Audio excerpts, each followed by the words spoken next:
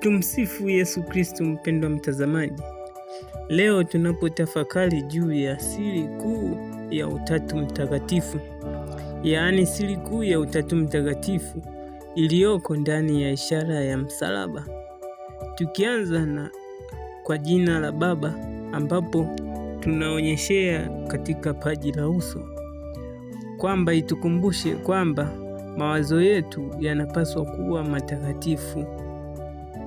na tukielekezea mkono kwa ishara ya msalaba kwa jina la Mwana,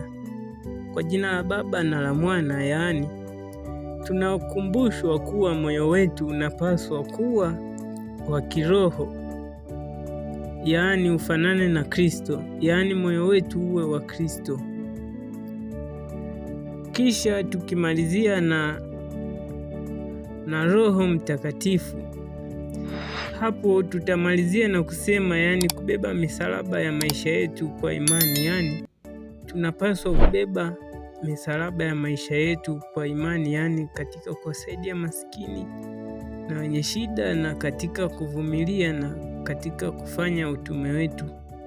ndipo Mungu ataweza kutubariki.